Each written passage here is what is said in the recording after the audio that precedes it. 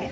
अरे 150 करोड़ रुपए का बजट मिला है और मार्च क्लोजिंग हो गई, खत्म हो गया, हर अधिकारी का पेमेंट हो गया, सबके वेतन आ गए, लेकिन फिर हम आशा कार्यकर्ताओं के वेतन का क्या हुआ?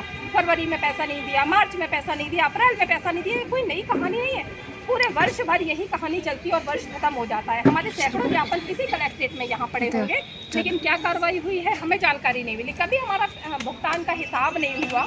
अगर आप लोग अपने घर से देते हो तो हम मांगने के लिए चुप बैठ जाएंगे, लेकिन आपको भी कोई देने वाला बैठा है। हमारा पैसा कहाँ आता है, कैसे जाता है, इसका कोई सिस्टम तो बना होगा ना। कोई जानकारी देते हैं ना कभी बताते हैं। हर बार शिकायत करने के बाद भी आपकी समस्या का समाधान नहीं हो रहा है, तो आज किस निर्णय को लेकर आप यहाँ पर आए हैं? हमारी दो समस्याएं हैं। एक तो हमें एक पाई का हिसाब चाहिए, जो हमारा वर्ष 2024 में हम लोगों ने काम किया था उसका पूरा भुगतान चाहिए।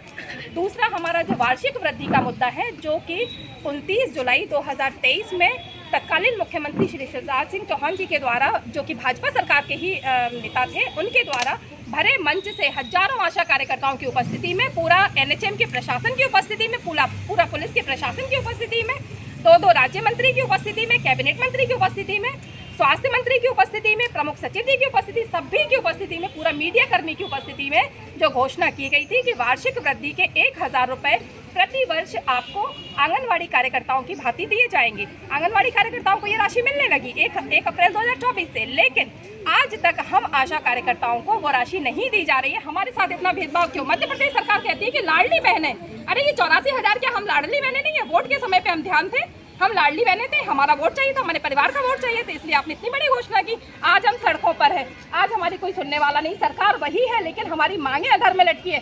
इसी मध्य प्रदेश सरकार ने अभी ये घोषणा की है कि 1 मई से जो हमारे राज्य के कर्मचारी हैं उनको केंद्रीय कर्मचारियों की भांति डीए दिया जाएगा। अरे उसके लिए आपके पास बजट है, ये बधाई की बात है, ये हमारे कर्मचारियों की भी खुशी की बात है, हम इस बात का स्वागत करते हैं, लेकिन हम लोगों के साथ इतना पक्षपात क्यों? हमें कब पैसा दिया जाएगा? लाडली बहनों को प्रति माह तुरंत 1250 रुपए एक सिंगल क्लिक से डाले जाते हैं, हमारे भुगतान में इतनी बड़ी व्यवधान क्यों आती है? आपको क्या लगता है क्यों आ रहा है समाधान, क्यों नहीं हो पा रहा है?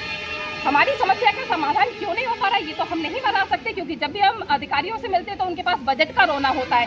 जिस महीने बजट पास होता है उस महीने भी बजट के लिए रोते रहते हैं। पता नहीं किस मिट्टी के बने हुए हैं, इन्हें क्यों आशा कार्यकर्ता नहीं दिखाई दे। इनको लगता है कि बंधुआ मजदूर मिल गए हैं, चलिए फ्री में काम कराते रहिए। इन बंधुआ मजदूरों का कभी तो सबर टूटेगा। ज्ञापन किसको देने आए आज? हम यहाँ कलेक्टर साहब को ज्ञापन देंगे और कहेंगे हमारे वर्ष भर का भुगतान करवाइए, वार्षिक वृद्धि के लिए सरकार से पत्राचार कीजिए और हमारी मांगों को ऊपर पहुंचाइए। कलेक्टर साहब आए क्या?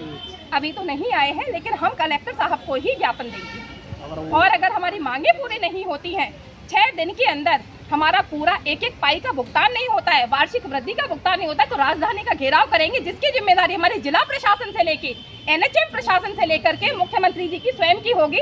उनको हमारा ये आंदोलन प्रदर्शन, हमारे आंसू, हमारे बच्चे, हमारा अधिकार, हमारा संघर्ष दिखाई क्यों नहीं देता? कलेक्टर अगर आपको ज्ञापन नहीं लें तो क्या करेंगे आप?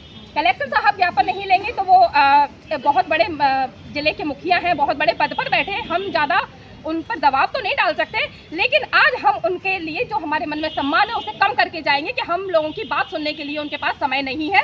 तो कभी वो फील्ड में आएंगे तो हमारे पास समय होगा तो हम उनसे मिलेंगे, वरना हम अपना काम करेंगे, आप अपना काम कीजिए। हमारा नाम श्रीमती लक्ष्मी यादव है और हम मध्य प्रदेश आशा सैनिक श्रमिक संघ में प्रदेश अध्यक्ष की पद पर हैं।